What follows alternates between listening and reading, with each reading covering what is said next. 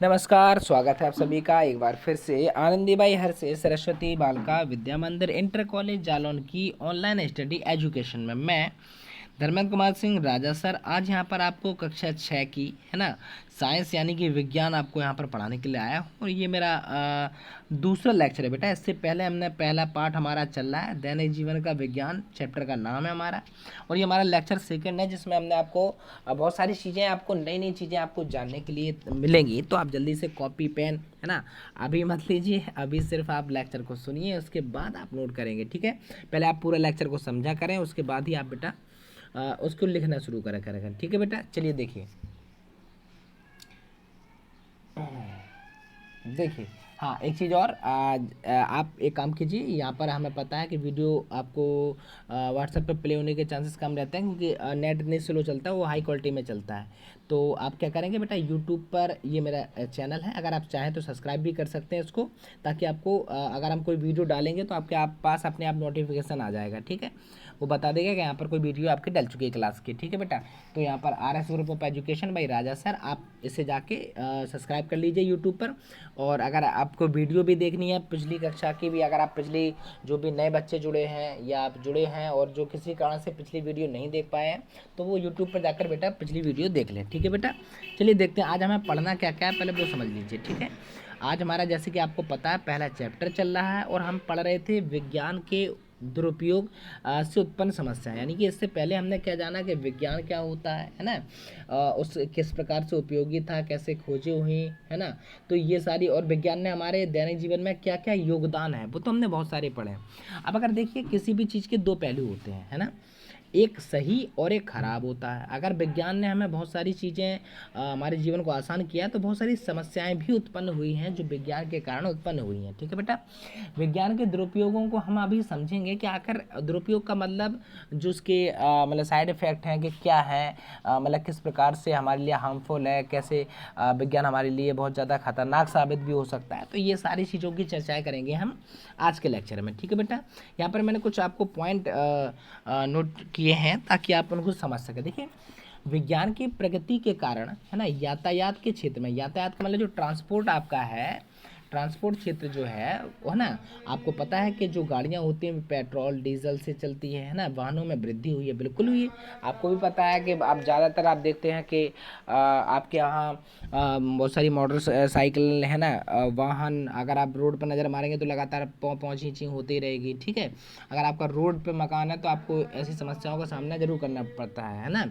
हाँ, मतलब शांति नहीं है कहने का मतलब, जिस कारण अब पर्यावरण असंतुलित प्रदूषित हो रहा है, यानी कि इनकी वृद्धि हुई है तो जो पर्यावरण हमारा है, एटमॉस्फेयर हमारा जो है ना, वो क्या है, वो लगातार असंतुलित हो रहा है, यानी कि प्रदूषित हो रहा है। प्रदूषित का मतलब जैसे एयर पोल्यूशन आपका हो गया है ना, वाटर पोल्यूशन हो गया है ना, तो ये सारी समस्याएं बेटा उत्पन्न हो रही हैं इससे। ठीक है, और हालांकि इनसे अगर हम बात करें, हम ये अगर वाहनों से अगर बात करें तो बेटा सबसे ज़्यादा एक तो ध्वनि प्रदूषण होता है, साउंड पोल्यूशन।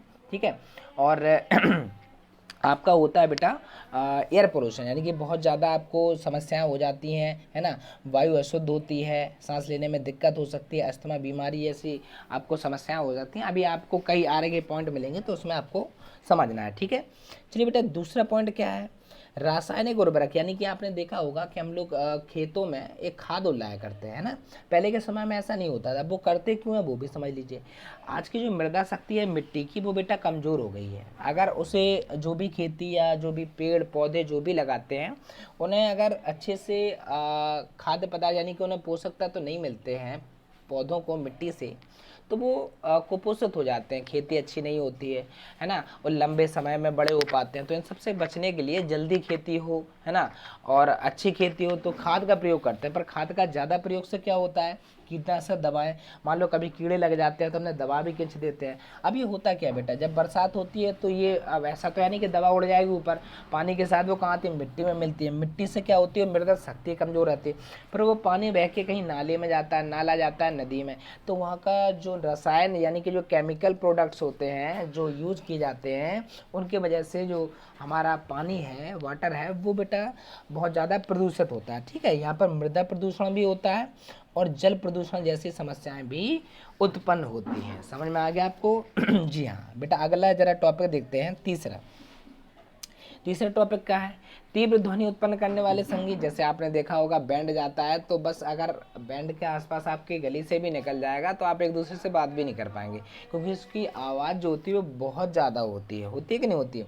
संगीत उत्पन्न करने वाले है ना, लाउड स्पीकर है, ध्वनि प्रदूषण हो रहा है जिससे मानव मस्तिष्क पर बुरा प्रभाव पड़ रहा है। देखिए आपने देखा होगा, हमें अक्सर अगर हम वेदों पर चलते हैं या योगा पर चलते हैं तो यहाँ पर सबसे पहले एक चीज़ सिखाई जाती है, वो होती है कॉन्सेंट्रेट, यानी कि आप पहले ध्यान लगाना सीखो। ध्यान को लगाने के लिए हमेशा आपने देखा होगा सुबह का ही, जैसे सुबह 4 बजे कहते हैं, क्योंकि उस समय सब सो रहे होते हैं, शांति होती है, पेड़ पौधे है ना, और आपके पशु पक्षी सारे सो रहे होते हैं। अगर हम दिन के, ऐसा कोई भी पूरे 24 घंटे में समय नहीं होता है, सिर्फ सुबह क्या छोड़ के, जहाँ आज के दिन आज के टाइम में तो वो भी नहीं है कि 24 आवर्स दुकानें बहुत सी खुली रहती है, लेकिन फिर भी ज़्यादातर क्षेत्र जो है उनमें क्या होता है, सुबह या रात के समय सब सोते हैं है ना, और दिन के समय अपने कार्य करते हैं।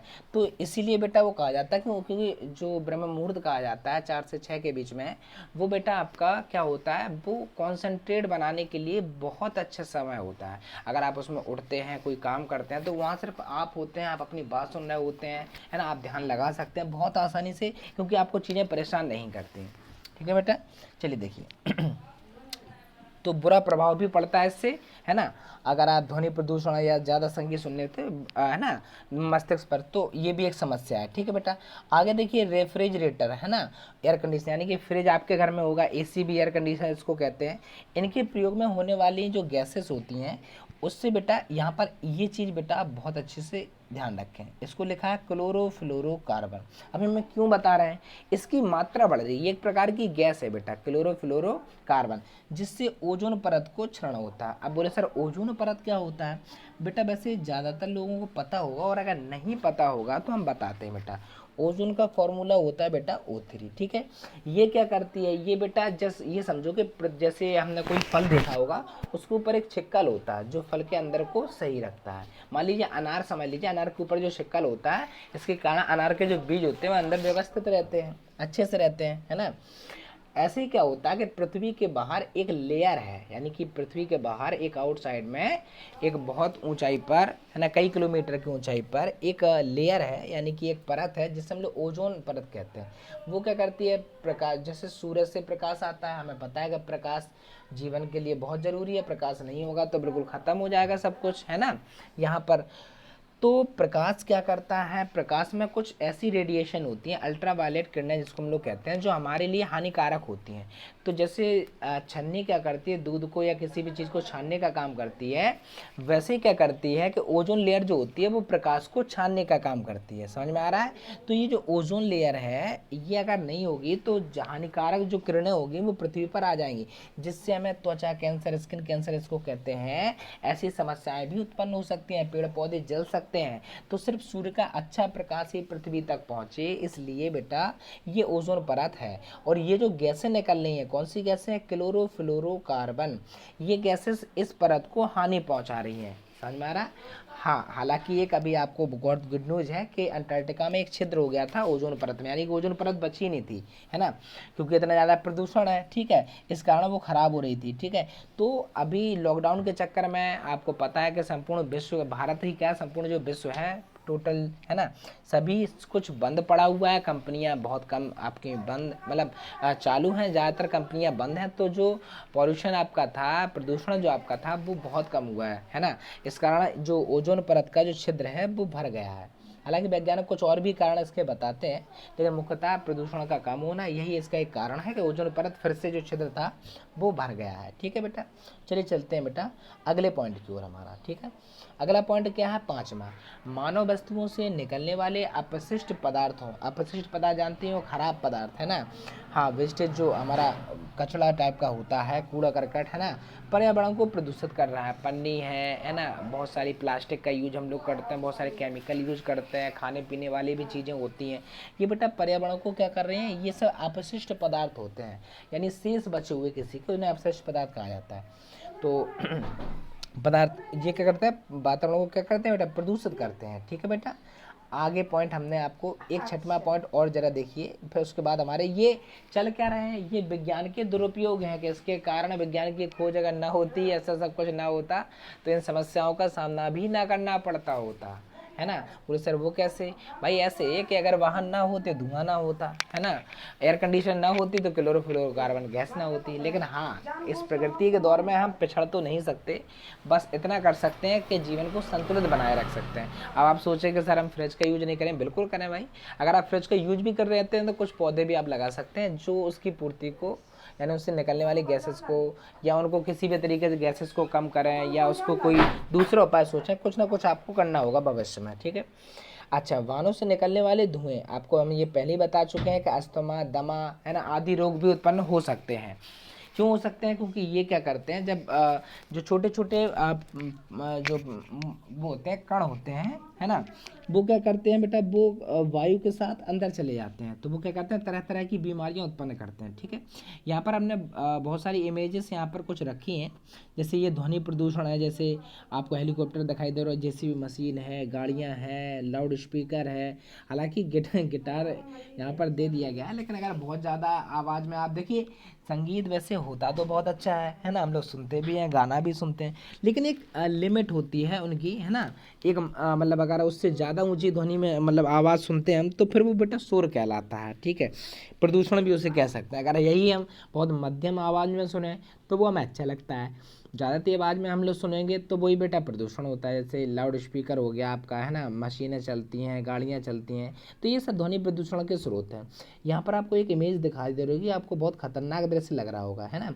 ये ऐसे आपने कभी देख, हम लोग जहाँ रहते हैं वहाँ तो गंदगी नहीं रखते हैं, जैसे आप जहाँ रहते हैं तो वहाँ तो गंदगी नहीं, वहाँ डस्टबिन रखा होगा, डस्टबिन में आप कचरा डालते हैं। ये कचरा क्या होता है, एक बड़ी गाड़ी में जाता है नगर पालिका से और किसी एक क्षेत्र में डाल दिया जाता है। अगर आप उस क्षेत्र की हालत देखें तो आप ये सोचेंगे कि कितनी गंदगी है ना। ये बहुत ज़्यादा, अगर इस पर कंट्रोल ना किया गया हो तो आगे चल के ये बहुत बड़ी समस्या बनेगा। जैसे आपको दिखाई दे रहा होगा ये कंपनियों से निकलने वाला, चिमनियों से निकलने वाला धुआं, देखिए कितनी मात्रा में यहाँ पर धुआं निकलता है। और यहाँ पर ये प्लास्टिक पन्नी जैसे आपको छोटे छोटे पार्टिकल्स यहाँ आपको दिखाई दे रहे होंगे, है ना, दिखाई दे रहे हैं। तो ये सब प्रदूषण ही तो है ना। आज के समय में आप कभी देख, आप जिस स्थान पर रहते हैं, जैसे आप एक दिन घर में रहते होंगे तो उसमें भी जब आप इतनी साफ सफाई रखते हैं तब कितना कचरा हो जाता है, नहीं हो जाता। तो समझिए ऐसे ही हर घर से निकलने दीजिए और ये आगे चल के समस्या बनेगा। देखिए यहाँ पर एक और इमेज हमने यहाँ पर दर्शाई है, देखिए जरा कितना, ये एक छोटा सा उदाहरण है जिससे आप ये समझ सकते हैं कि कितना ज़्यादा प्रदूषण हो रहा है, ठीक है। ये फैक्ट्री एरिया जो है, अब क्या बोले सर ये नहीं चलाएं, बिल्कुल भाई चलाना पड़ेगा, नहीं तो आप विकसित देशों से बहुत ज़्यादा पीछे हो जाएंगे। पर आपको क्या करना पड़ेगा, मौसम यानी कि जो आपका पर्यावरण है उसको भी देख के आपको चलना पड़ेगा, नहीं तो इंसानियत खतरे में पड़ जाएगी, ठीक है। हाँ, यहाँ पर बताया भी गया है कि बहुत सारे स्किन कैंसर या बहुत सारी चीज़ें ख़राब हो सकती हैं, है ना। आपको कैंसर जैसी समस्याएं भी हो सकती हैं, ये बहुत ज़्यादा अगर पॉल्यूशन अगर आगे बढ़ता रहा तो, ठीक है। चलिए बेटा अब यहाँ पर वैज्ञानिक खोजों में भारतीय विदेशी कुछ वैज्ञानिक हैं, एक सारणी बनी हुई है जिसमें आपको योगदान पढ़ना है कि उनका योगदान क्या रहा है। अच्छा, यहाँ पर ये तो बेटा वैज्ञानिक के नाम हो गए, ये आपके भारतीय वैज्ञानिक हैं, ठीक है। भारतीय वैज्ञानिकों ने क्या क्या किया है विज्ञान में, जरा बहुत अच्छे से देखिए।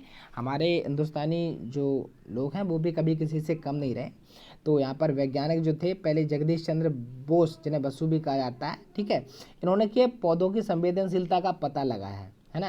क्या पता लगाया कि पौधे भी संवेदनशील होते हैं, जैसे आपको नोचने पर दर्द होता है ना, संवेदना आती है, वैसे इनके अंदर भी ऐसा होता है, ठीक है। हालांकि एक स्टडी में बताया भी गया था कि पौधे भी, पेड़ पौधे भी आपस में बात करते हैं, पर उनकी जो ध्वनि होती है वो 20 हर्ट्ज से कम होती है। इस चक्कर में वो उनकी ध्वनि जो होती है वो आम मनुष्य नहीं सुन सकता। क्यों नहीं सुन सकता? क्योंकि हम 20 हर्ट्ज के ऊपर की ध्वनियों को सुन सकते हैं। अभी हर्ट्ज क्या है, ध्वनि की तीव्रता का, है ना, होती है, तो इससे नापी जाती है, ठीक है, मात्रक होता है ये ध्वनि।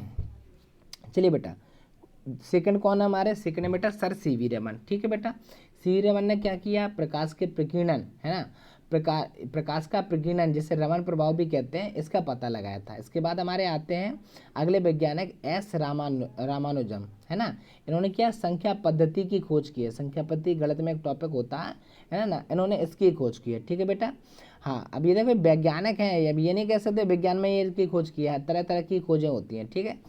ये है एस एन बोस, इन्होंने क्या क्या क्वांटम मैकेनिक्स है ना, या गॉड पार्टिकल का इन्होंने पता लगाया था। गॉड पार्टिकल का मतलब जैसे आपने एक कहावत सुनी होगी, कण कण में भगवान होता है, सुना होगा, तो उसी को कहा जाता है गॉड पार्टिकल। मतलब ऐसा कोई एक कण जो हर, चाहे वो निर्जीव वस्तु है सजीव वस्तु है, सब में पाया जाता है, उसको गॉड पार्टिकल का नाम दिया गया, ईश्वरीय कण। ठीक है। पांचवा क्या है बेटा, हमारे मेघनाथ साहा है, इन्होंने तापी आयनीकरण है ना, साहा समीकरण की खोज की थी इन्होंने। ठीक है बेटा। अगले कौन है हमारे, हाँ ठीक है बेटा, हाँ एक चीज़ ऊपर वाले जो बेटा आपको तीन ध्यान रख रहे हैं, ये आपके बहुत ज़्यादा मोस्ट हैं, क्योंकि अक्सर ये परीक्षा में बहुत पूछे जाते हैं। ठीक है। अच्छा जरा आगे चलते हैं बेटा। उसके बाद कौन है हमारे, छठ में है मेघनाथ साहा, इनका हमने बता ही दिया आपको। TR सिहाद्री है ने ऑर्गेनिक केमिस्ट्री, इन्हें औषधि रसायन में इन्हें विशेष योगदान दिया है। होमी जहांगीर है ना भाभा है, इन्होंने परमाणु कोश में विकिरण किया। आपने देखा होगा इन्होंने जो परमाणु जो हमारे परीक्षण हुए है ना, होमी इन्हीं के नाम पर है, तो इन्होंने बहुत ज़्यादा विज्ञान को आगे ले गया भारत में, अगर इनकी मतलब कही जाए तो, है ना। तो इनके नाम से बहुत सारी चीज़ें चलती हैं, हालांकि आपने यहाँ को नहीं पता, क्योंकि यहाँ पर बहुत ज़्यादा कोई बड़ी अपने कोई साइंस जो लैब है ऐसे टाइप की चीज़ें नहीं है, तो इसलिए आपको नहीं पता होगा इनके बारे में। ठीक है। विक्रम साराभाई, इन्होंने भी बहुत बड़ा योगदान दिया। इसरो का नाम आपने सुना होगा, इंडियन स्पेस रिसर्च ऑर्गेनाइजेशन, जिसे इसरो कहते हैं, है ना, वो बेटा इन्हीं के नाम से इन्हीं ने स्थापित की थी, विक्रम साराभाई ने। ठीक है बेटा।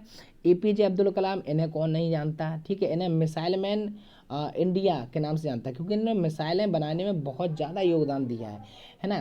प्रक्षेपण साथ मिसाइल जो है इन्होंने बनाने में बहुत बड़ा योगदान दिया, और ये हमारे देश के राष्ट्रपति भी रह चुके हैं। ठीक है। इसलिए ये बहुत ज़्यादा आपके लिए इंपॉर्टेंट हो जाते हैं। ठीक है। क्वेश्चन ये बनता है कि मिसाइल मैन किन्हें कहा जाता है, तो मिसाइल मैन कौन होते हैं बेटा, डॉक्टर APJ अब्दुल कलाम। ठीक है। चलिए बेटा, उसके बाद कौन है आपके, डॉक्टर कस्तूरी रंगन है, इन्होंने क्या है, प्रक्षेपण पास, यानी कि इन्होंने भी मिसाइल है ना या ऐसी तरीके की कुछ चीज़ें बनाने में विशेष योगदान दिया है। ठीक है। 11वें कौन है, हरविंद गोविंद खुराना, ये भी आपके बहुत महत्वपूर्ण है ना। इन्होंने आनुवंशिकी कोड की स्थापना की थी, कि आनुवंशिक लक्षण जो होते हैं जो एक पीढ़ी से दूसरी पीढ़ी में जाते हैं, उसकी इन्होंने स्थापना की थी, कोड की। ठीक है। अच्छा 12वां कौन है, सुब्रमण्यम चंद्रशेखर जो है, इन्होंने बेटा खगोल विज्ञान में विशेष योगदान दिया। खगोल विज्ञान क्या होता है, जैसे तारे हैं, है ना, जो आपका बाहर के यानी पृथ्वी के आउटसाइड के जो भी चीज़ों का अध्ययन करते हैं, वो खगोल विज्ञान कहलाता है। ठीक है बेटा। अच्छा ये 13वां हमारा कल्पना चावला, इनके बारे में भी हम लोग जानते हैं, क्योंकि एक हादसे में इनकी मृत्यु हो गई थी, तो इसलिए ये मतलब हमारे जहन में बहुत ज़्यादा हैं। कुछ ज़्यादा टाइम के बाद मुझे डेट तो याद नहीं है, पर ज़्यादा पुरानी बात भी नहीं है, कि इनका एक जब ये आ रहे थे स्पेस से लौट कर, तो वहाँ पर क्रैश हो गया था, जिसके कारण बहुत सारे जो भी वैज्ञानिक थे उनमें अपने ये कल्पना चावला एक लेडीज़ थी भारतीय, है ना, ये पहली भारतीय महिला थी जो अंतरिक्ष में गई थी। ठीक है। भारतीय महिला, ध्यान रखना, भारतीय शब्द लगा दिया हमने। चलिए देखिए यहाँ पर इमेजेस दी गई हैं, ये आर्यभट्ट हैं, है ना, गणित में इनका विशेष योगदान है। ठीक है। आपको पता ही है, सर CV रमन की फ़ोटो है, ये होमी जहांगीर भाभा हैं, ये कल्पना चावला हैं। आपको दिख रही है कि ये इसी प्रकार का सूट होता है, अगर आप भी अंतरिक्ष में जाना चाहते हैं तो आपको ऐसे सूट पहनना पड़ेगा। ठीक है। हाँ टेक्नोलॉजी थोड़ी बहुत अच्छी हो जाएगी जब तक, और अच्छे सूट बन जाएंगे। ठीक है। Doctor APJ Abdul Kalam. ठीक है। अच्छा बेटा, अब ये तो हो गए भारतीय वैज्ञानिक। अब हम लोग चलते हैं बेटा विदेशी वैज्ञानिकों पर। विदेशी वैज्ञानिक कौन है, वैज्ञानिक हैं जैसे पहले आपके हैं एडवर्ड जेनर, इन्होंने बेटा रोगों से रक्षा हेतु वैक्सीन तैयार की है। एडवर्ड जेनर का नाम आपने सुना होगा, बहुत सारे रोग होते हैं, वैक्सीन जानते हैं, जैसे अभी COVID-19 की लगातार दवाई की बात चली, तो दवाई का मतलब वो वैक्सीन ही है। वैक्सीन क्या कर दी जाती है आपके अंदर, जैसे पोलियो की वैक्सीन दे दी जाती थी, इससे क्या हुआ कि पोलियो ख़त्म ही हो गया भारत से। अब 2015 में भारत को पोलियो मुक्त कर दिया गया है। ठीक है जी। जरा इधर देखिए, दूसरा क्या है, अलेक्जेंडर फ्लेमिंग, इन्होंने बेटा पेंसिलिन नामक दवाई की खोज की थी। ये भी आपने बहुत सुना होगा, पेंसिलिन के इंजेक्शन वगैरह लगते हैं, एक प्रकार के टीके होते हैं ये। ठीक है।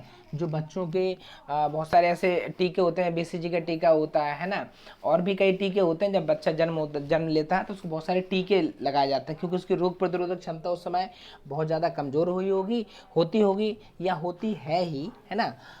तो उसमें क्या होता है, रोग लड़ने की क्षमता ना होती है, तो बहुत सारे चीज़ें इफेक्ट ना करें उसको, है ना, और वो स्वस्थ बना रहे, तो इस चक्कर में उसको बहुत सारे टीके लगाए जाते हैं। ठीक है। यहाँ पर तीसरा क्या आपका मैडम क्यूरी हैं, इन्होंने बेटा रेडियम, रेडियम आपने सुना होगा, पोलोनियम। रेडियम क्या होता है, आपने रात में चमकीले टैटू है ना, चमकीले विज्ञापन, बहुत सारी ऐसी चीज़ें देखी जो रात में चमकती रहती हैं बेटा, उसमें रेडियम का प्रयोग होता है, ठीक है। तो इन्होंने क्या किया, इन्होंने खोज की थी, किसने खोज की थी बेटा, मैडम मैरी क्यूरी ने, ये एक लेडीज थी, ठीक है बेटा। गैलीलियो गैलीली जो थे, इन्होंने दूरबीन का आविष्कार किया था, दूरबीन तो आप लोग जानते ही हैं, है ना। हाँ, दूरबीन का आविष्कार इन्होंने किया था। दूरबीन से क्या करते हैं हम लोग, आपने देखा होगा बहुत, जैसे हम लोग आज चांद की सतह भी देख पाते हैं पृथ्वी पर बैठे बैठे, है ना, तो वो दूरबीन का ही कमाल है, ठीक है बेटा। थॉमस एल्वा एडिशन, इन्हें कौन नहीं जानते, इनके बारे में एक चैप्टर भी है, शायद 9th या 10th में कहीं है, इंग्लिश की बुक में एक चैप्टर है ना। तो वो बहुत बढ़िया चैप्टर, वो बताया गया है कि अगर आप अपने जीवन में, ये बहुत असफल है ना व्यक्ति थे, यानी कि पहले इन्होंने बहुत सारे प्रयोग किए, हजारों प्रयोग कर डाले, उसके बाद मतलब देखो वैज्ञानिक जो होते हैं, एक खास बात होती है उनमें, क्या होती है कि वो हार नहीं मानते हैं, जो हार नहीं मानता असल में वही जीतता है, ठीक है। अगर आप मान लीजिए आप पढ़ने बैठते हैं और आप सवाल लगाने बैठते हैं, आपको एक बार नहीं आता, आपने छोड़ दिया, आपने तुरंत पूछने लगे, तो बेटा वो फिर आपको बहुत अच्छे से नहीं आएगा। लेकिन जो आप अपनी मेहनत से 4-5 बार 6 बार जब आप किसी चीज़ में जुटे रहते हैं, तो उस चीज़ में आप सफल भी होते हैं, और उस काम को आपसे ज़्यादा बेहतर कोई कर नहीं पाता। क्यों? क्योंकि आपने उसको ज़्यादा टाइम दिया है, ठीक है। हाँ ठीक है बेटा। तो एडिशन, इनके बारे में बहुत सारी कहावतें भी हैं, है ना। एक बार उन्होंने क्या किया, एक छोटी सी कहावत है कि इन्होंने मुर्गी को देखा अंडा सेते हुए, तो चूजे निकलते हैं उसके अंडों से, तो इन्होंने देखा कि हम भी, तो ये भी एक ट्रे लाए और उस पर आके बैठ गए। इनके स्टूपिड बहुत सारे ऐसे, बचपन में ऐसे हम लोग भी बहुत सारी शरारतें करते हैं, तो हमें सब लोग कहते हैं स्टूपिड, बहुत मूर्ख है ये।